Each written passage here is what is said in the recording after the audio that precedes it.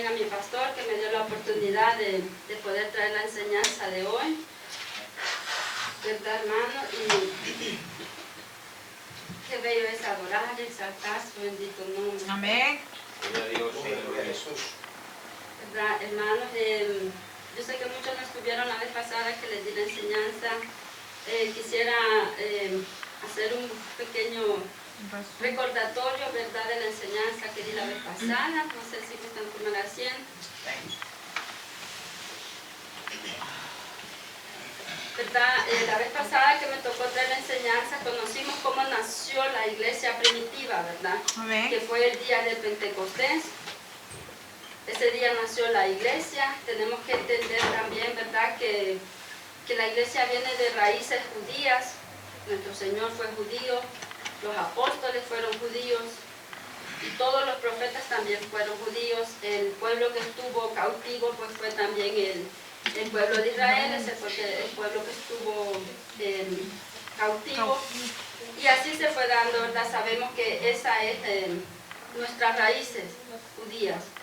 Y así empezó, ¿verdad? Cuando el Señor subió al cielo, empezaron a predicar los apóstoles.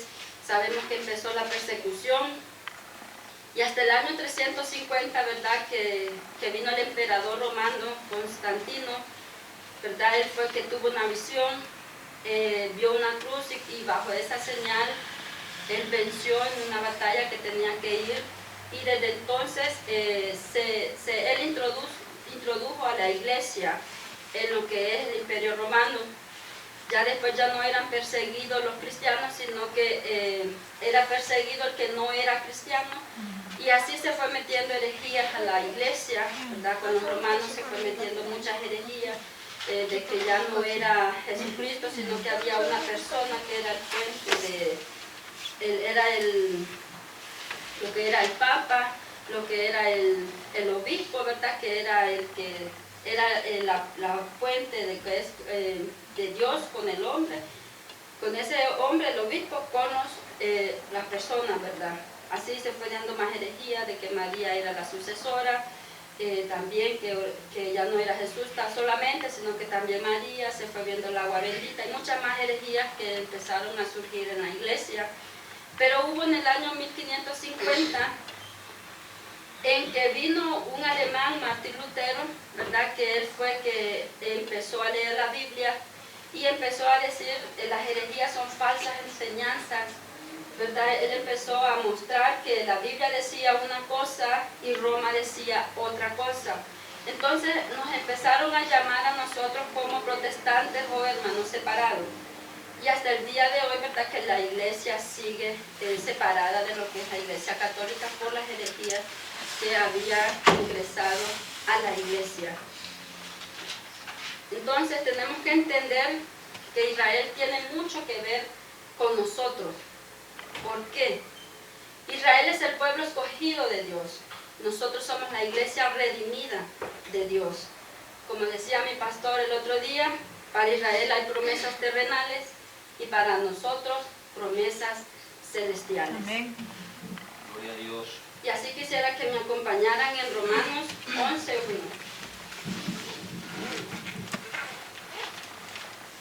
Gloria a Jesús.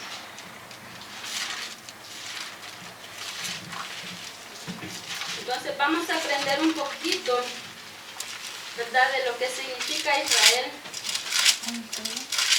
para nosotros hoy en día. Romanos 11:1. No solamente porque los israelitas, tenemos que entender que cuando la Biblia habla de israelitas, de Israel, de judíos o hebreos, se está tratando de la misma persona. Es como a mí que me digan soy hondureña, catracha o soy de Honduras, es lo mismo. Así son ellos también, israelitas, judíos o hebreos, es lo mismo, de ellos mismos se está hablando. Entonces, no solamente porque los judíos crucificaron a Jesús fue que ese pueblo ya fue desechado. No es así. Como muchos predican de que ya Israel ya está separado de Dios, no. Vamos a leer entonces Romanos 11:1. Vamos a leer hasta el 5. Y dice así la palabra del Señor: se le honrando al Padre, al Hijo y al Espíritu Santo. Amén. Digo pues, ¿ha desechado Dios a su pueblo? En ninguna manera, porque yo también soy israelita, de la descendencia de Abraham, de la tribu de Benjamín.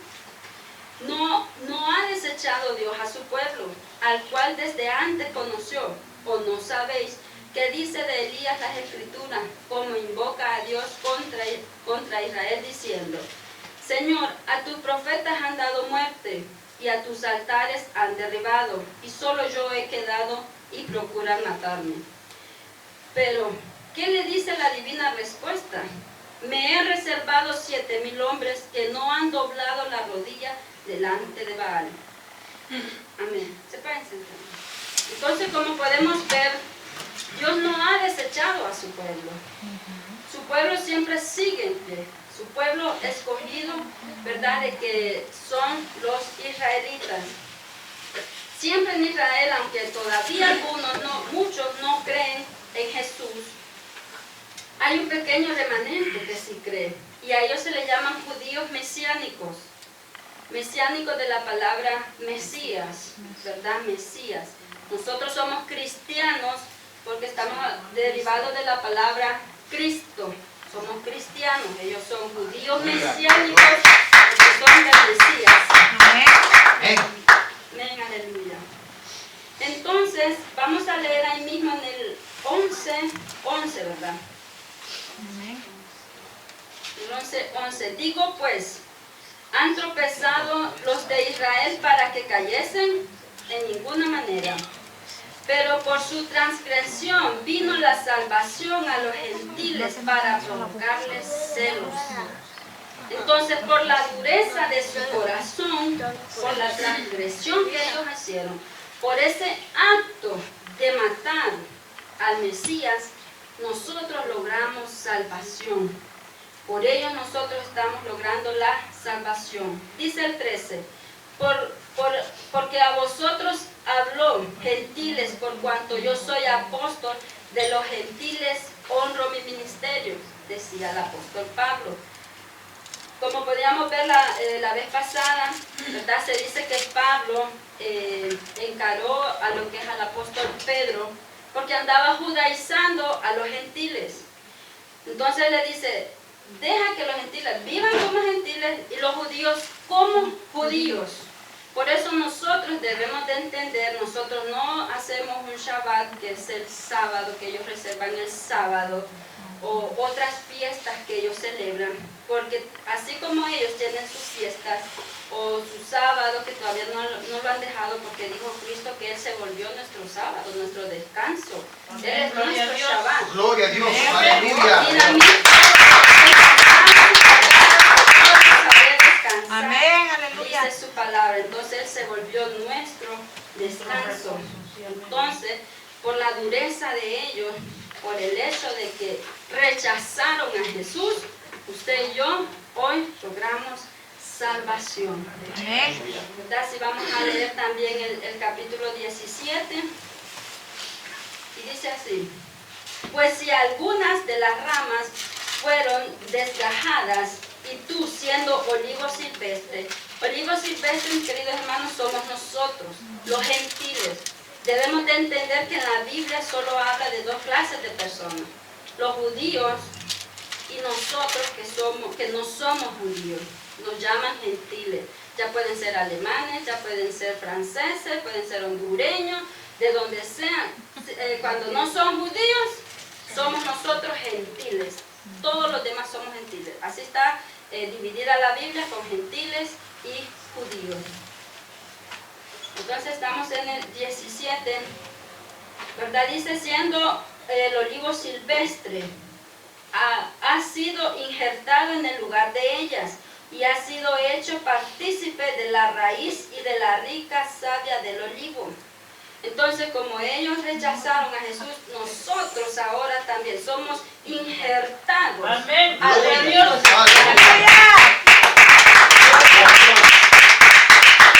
Pero mira lo que dice el 18: no te jactes contra las ramas, no sustentas tú a la raíz, sino la raíz a ti. Entonces, ¿quiénes nos sustentan a nosotros? La raíz, los que son judíos. Entonces nosotros, lo que le pase a Israel son señales para la iglesia. Tenemos que entender bien eso. Entonces dice el 19, pues las ramas dirás, fueron desgajadas para que yo fuese injertado. Bien, por su incredulidad fueron desgajadas, pero tú por la fe estás en pie. Gloria a Dios. No te ensoberbezcas, sino teme. Tenemos que tener temor a Dios y darle gracias por ello. Porque si Dios no perdonó a las ramas naturales, a ti tampoco te perdonará. Mire qué duro es. No nos hartemos, dice en primer lugar, sino que tengamos temor de Dios y de la palabra. ¿Verdad? Porque así como no perdonó, dice, al olivo natural, no nos va a perdonar a nosotros como olivo silvestre. Entonces dice el 22, mira pues la bondad y la severidad de Dios, la severidad ciertamente para con los que cayeron, pero la bondad para contigo si permaneces en esa bondad, pues de otra manera tú también serás cortado. ¿Verdad? Así que no tenemos nada de que jactarnos, sino más bien pedir siempre misericordia. Amén, para aleluya. que logremos y alcancemos salvación por medio de la fe que fue y también por la sangre de Jesucristo que fue derramada en la cruz del Calvario. Amén, gloria a Dios. Entonces mira también lo que dice el 25. Porque no quiero, hermanos, que ignoréis este misterio. Vamos a ver qué misterio nos está hablando aquí el apóstol Pablo. Para que no seáis arrogantes en cuanto a vosotros mismos, que ha acontecido a Israel endurecimiento en parte hasta que ya haya entrado la plenitud de los gentiles. Entonces, ese misterio, mis hermanos, es que haya complementado, ¿verdad?, los gentiles, los que hayan creído. Dice que tenemos que dar, por eso extender lo que es el Evangelio, para que se complemente, bueno, la plenitud de los gentiles. Y también dice el 26, y luego todo Israel será salvo, como está escrito. Entonces, por ellos nosotros logramos salvación, y por la salvación de nosotros, ellos serán nuevamente salvos. Miren qué bendición de Dios, que nos dio salvación a todos por eso. Por eso no tenemos ni nosotros que jactarnos, ni ellos tampoco hacia nosotros. Todos logramos y alcanzamos la misericordia del Señor. Entonces vamos a leer en el 36. Mira lo que dice el 36. Porque de Él y por Él y para Él son todas las cosas. A Él sea la gloria por los siglos. Amén. Entonces todos somos, logramos salvación por Él. Pero ¿qué pasa? Ustedes pueden ver que hay judíos que no quieren aceptar a Jesús. Dicen que no es el Mesías, que por muchas cosas, pero fue ese endurecimiento de corazón que fue Dios el que les puso para que nosotros lleguemos a esa salvación. Porque si ellos no hubieran endurecido su corazón, nosotros no hubiéramos logrado salvación. Gloria a Dios. Entonces, la segunda de Corintios 3:15. ¿Tienen preguntas, hermanos? ¿Me pueden preguntar? Yo tengo la respuesta, se la doy. Si no, me dan chance. Segunda de Corintios 3:15.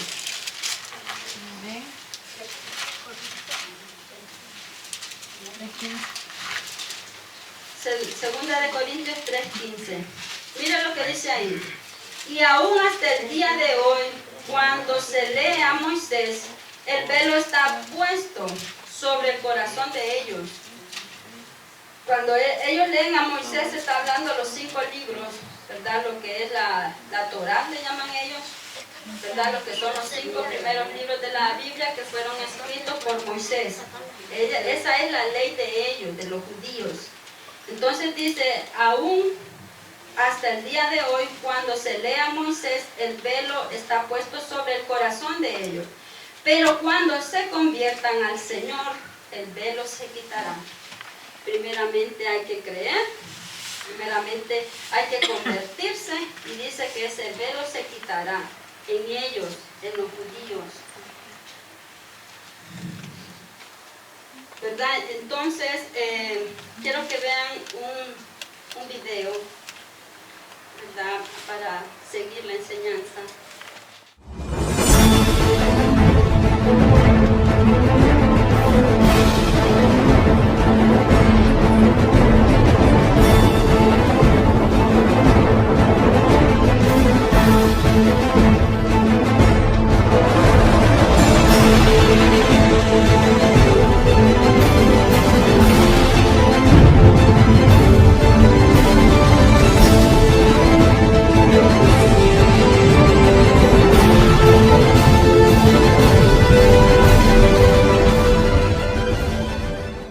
El tercer templo y la aparición del anticristo.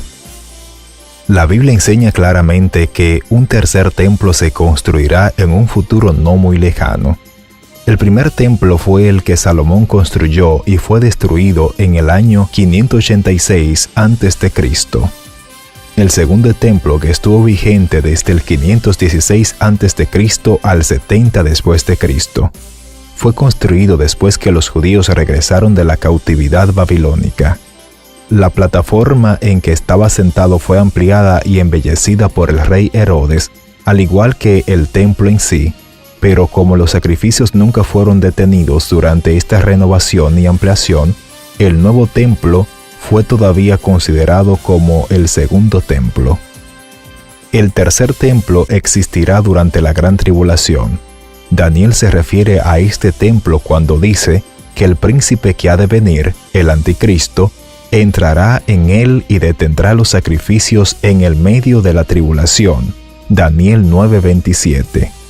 Y por otra semana confirmará el pacto con muchos, a la mitad de la semana hará cesar el sacrificio y la ofrenda. Después, con la muchedumbre de las abominaciones, vendrá el desolador, hasta que venga la consumación y lo que está establecido se derrame sobre el desolador. El apóstol Pablo lo menciona cuando declara que el hombre de pecado, el anticristo, profanará el templo introduciéndose y haciéndose pasar por Dios, en 2 de Tesalonicenses capítulo 2 versículos 3 al 4. Nadie os engañe en ninguna manera, porque no vendrá sin que antes venga la apostasía y se manifieste el hombre de pecado, el hijo de perdición, el cual se opone y se levanta contra todo lo que se llama Dios o es objeto de culto, tanto que se sienta en el templo de Dios como Dios, haciéndose pasar por Dios. El tercer templo también se menciona en el libro del Apocalipsis, cuando a Juan se le dice que mida el templo, una forma simbólica de decirle que evalúe su condición espiritual. Apocalipsis capítulo 11 versículo 1 al 2. Entonces me fue dada una caña semejante a una vara de medir, y se me dijo, levántate, y mide el templo de Dios y el altar y a los que adoran en él. Pero el patio que está fuera del templo, déjalo aparte, y no lo midas, porque ha sido entregado a los gentiles, y ellos hollarán la ciudad santa 42 meses.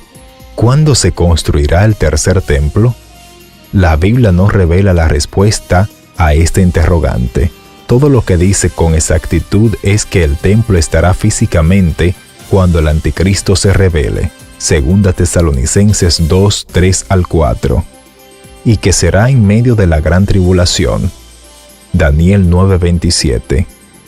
Muchos han especulado que el templo será reconstruido, probablemente antes que empiece la tribulación, porque ¿cómo podría un edificio tan grande y espléndido ser construido en tan corto periodo de tiempo? Construir el templo no es el gran trabajo. La misión más grande es crear los diversos elementos que serán utilizados de acuerdo con los estándares más exigentes de la Biblia. Sin embargo, el Instituto del Templo en Jerusalén ha estado trabajando desde el año 1987 recreando los elementos que serán necesarios para utilizarlo en el futuro tercer templo. No es una coincidencia de tiempo que los preparativos para el sacrificio de animales están en marcha por primera vez en casi 2000 años. Muchos creen que la única cosa que está impidiendo la reconstrucción del tercer templo es la situación política actual y el desacuerdo entre los judíos. Muchos estudiosos de la profecía bíblica creen que parte del plan de la paz que Israel firmará con el anticristo aceptará el permiso para la reconstrucción del tercer templo en el monte del templo. Como pudieron ver, hermanos, Israel para nosotros es nuestro reloj profético. Ellos ya están teniendo en mente en hacer ya el tercer templo, en la reconstrucción de ese templo. Así como decía el video, ¿verdad? En Apocalipsis 11:1, dice que entonces me fue dada una caña semejante a una vara de medir y se me dijo, levántate y mide el templo de Dios y el altar a los que adoran en él. Entonces, si ellos ya están en los planes de construir el templo, la iglesia está pronta a ser levantada. La iglesia está pronto de que suceda el arrebatamiento. Por eso nosotros día con día tenemos que estar orando, velando, como dice su palabra, porque en cualquier momento volamos, de prepararnos cada día más. Entonces, segunda de Tesalonicenses, vamos a buscarlo, pero que lo leamos.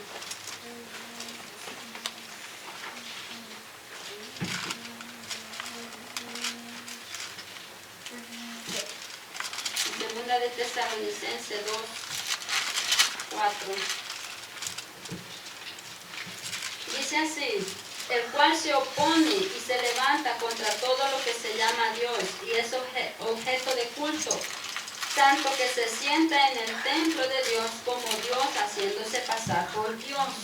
Eso es lo que va a venir a hacer el anticristo. Se va a profanar, ser Dios y va a sentarse en ese templo. Sabemos que todavía no está construido, pero ellos ya pronto lo quieren construir. ¿Qué es lo que los detiene a ellos construir ese templo? Es un tema político interno de ellos. Sabemos que se han separado, lo que es Palestina e Israel se han separado, hay un pleito político, entonces cuando ellos lleguen a ese acuerdo de paz, es cuando entre ellos van a hacer un acuerdo en hacer el templo. Pero ellos, como existe todavía esa enemistad, ese problema político, ellos no han hecho el templo. Pero cuando se arregle se va a hacer ese templo. Entonces dice más abajo, ¿no os acordáis que cuando yo estaba todavía con vosotros os decís esto? Y ahora vosotros sabéis lo que lo detiene, a fin de que a su debido tiempo se manifieste. Porque ya está en acción el misterio de la iniquidad. Solo hay quien al presente lo detiene, hasta que él a su vez sea quitado del medio. Ese misterio, hermanos, que dice ahí, que lo detiene al anticristo ya que se presente, es la iglesia. La iglesia es quien lo detiene. Hay muchos dicen, no es el Espíritu Santo va a seguir acá, aunque haya pasado el arrebatamiento. Entonces quien lo detiene somos nosotros, porque sabe que él al presentarse no va a resistir. O sea, él nos ha dado poder, dice el Señor. Entonces él no va a prevalecer. Mientras estemos nosotros, él no va a poder manifestarse. Porque él sabe que nosotros ya sabemos este misterio, ya lo sabemos. Entonces cuando Jesús venga a las nubes y levante a su pueblo, es donde él se va a manifestar. Entonces el arrebatamiento, mis hermanos, cada día está más cerca. Cada día está más cerca. Tenemos que buscarle más. Eso es lo que nosotros tenemos que hacer. Ellos, Israel, ya nos están dando esas señales de que ellos ya se están preparando, ya están preparando a los sacerdotes que van a estar ahí, ellos ya están preparando los utensilios que van a utilizar, ya está todo listo, solamente para que se pongan de acuerdo internamente y hacen el templo. Entonces, entre ese medio va a aparecer, va a ser el arrebatamiento, ¿verdad? Y más adelante, cuando el pastor me lo permita, ¿verdad? Quiero explicarles también lo que significan las 70 semanas de Daniel. No sé si alguien las ha escuchado o tiene un poco de entendimiento que son las 70 semanas de Daniel. ¿Cuándo comienza la semana número 70? Porque solo les voy a dar un adelanto, la semana 69 ya pasó. Este tiempo que nosotros estamos viviendo es un tiempo de gracia. Es como un tiempo extra que nosotros estamos viviendo. Pero la semana 70 es el inicio del Apocalipsis. Ese es el inicio de la semana 70. ¿Y cuánto estamos para esa semana empiece? Muy pronto. Muy pronto. Por eso Israel es el reloj de nosotros proféticamente, ¿verdad? Y no sé si tienen alguna pregunta. ¿Les quedó claro con los israelitas? No sé.